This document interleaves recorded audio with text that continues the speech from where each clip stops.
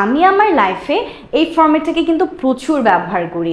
So আজকে আমরা কি শিখবো, আমরা আসলে যেই জায়গাগুলোতে বলতে চাই আপনি নিশ্চয়ই আপত্তি বোধ করবেন না, আপনি নিশ্চয়ই কিছু মনে করবেন না, এই ধরনের ক্ষেত্রগুলোতে আমরা যে ফরম্যাটটাকে ব্যবহার করব সেটা হচ্ছে would you mind. Would you mind মানে কি, কিছু মনে না করলে বা আপত্তি না করলে। ধরুন আমি যদি বলতে চাই আপনি কি আমাকে সাহায্য করতে পারবেন, ইনস্টেড অফ সেইং দ্যাট আমি যদি বলি আপনি নিশ্চয়ই আমাকে সাহায্য করতে আপত্তি বোধ করবেন না বা আপনি নিশ্চয়ই আমাকে সাহায্য করতে কিছু মনে করবেন না। সো যদি আমরা একটু ভদ্রভাবে কাউকে কোনো একটা কিছু রিকোয়েস্ট করি তখন কিন্তু এটা অ্যাকসেপ্টেড হওয়ার পসিবিলিটি অনেক বেশি, তাই না? ওয়েল, চলুন শুরু করা যাক আজকের ক্লাসটি।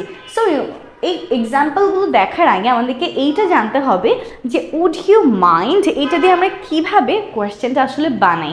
মনে রাখবেন যখন যখন আপনি উড ইউ মাইন্ড ব্যবহার করবেন অবশ্যই অবশ্যই এরপরে যে ভার্ব থাকবে এই ভার্বের সাথে আইএনজি যুক্ত করতে হবে। তাহলে আমরা কি বললাম, উড ইউ মাইন্ডের পর যে ভার্বটা থাকবে সেটার পর আমরা কি করব, অবশ্যই অবশ্যই আইএনজি যুক্ত করব। যেমন আমরা বলতে পারি would you mind talking, would you mind going, would you mind eating, would you mind sleeping, would you mind dancing, would you mind singing, would you mind helping, would you mind talking, এইভাবে।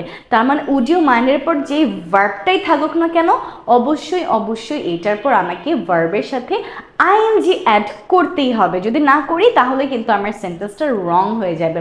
Let's have a look at some examples. আমরা এখানে বললাম আপনি কিছু মনে না করলে দরজাটা বন্ধ করি। সো এই কথাটাকে আমরা এইভাবে বলতে পারতাম যে দরজাটা বন্ধ করলে আপনি নিশ্চয়ই আপত্তি বোধ করবেন না।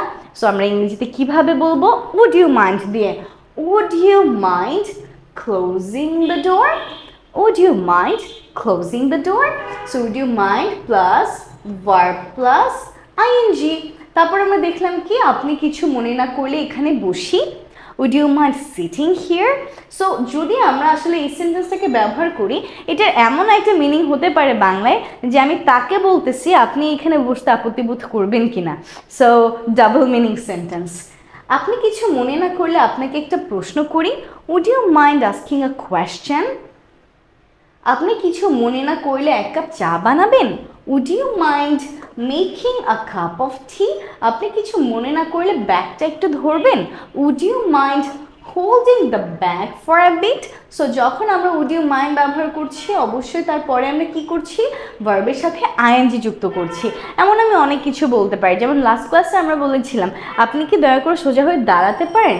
আমরা কি বলেছিলাম, could you please stand straight, would you please stand straight। আমরা চাইলে একইভাবে কিন্তু বলতে পারি would you mind standing straight। আমি যদি কারো নাম জানতে চাই তখন আমি ভদ্রভাবে বলতে পারি would you mind telling me your name। আমি যদি বলতে চাই আপনি আমাকে সাহায্য করবেন কিনা আমি বলতে পারি would you mind helping me। আমি যদি বলি আপনি আমাকে এক গ্লাস পানি দিবেন কিনা would you mind bringing me a glass of water। So we can make a lot of sentences with this phrase would you mind plus verb plus ing। just এতটুকু যদি আমরা মনে রাখতে পারি then we will be able to do it। So now আমাদের কি কাজ, আমাদের কাজ হচ্ছে আজকের এই ছোট্ট লেসনটা থেকে আমরা যা শিখতে পারলাম এবার এটাকে ইউটিলাইজ করা। try to make at least 5 sentences in the comment section. Try to speak a lot of sentences with would you mind। যখন যখন এখন আপনি কাউকে প্রশ্ন জিজ্ঞেস করতে চাবেন, রিকোয়েস্ট করতে চাবেন, ট্রাই করবেন would you mind টাকে একটু বেশি বলার জন্য, because we all know spoken English is a practical thing, it's a practical part. So এইটাকে যদি আমরা আসলে অনুশীলন না করি, বলার চেষ্টা না করি, আলটিমেটলি শেখা হলো কিন্তু বলা হলো না, সে শেখার কিন্তু আর কোনো মূল্য নাই, তাই না?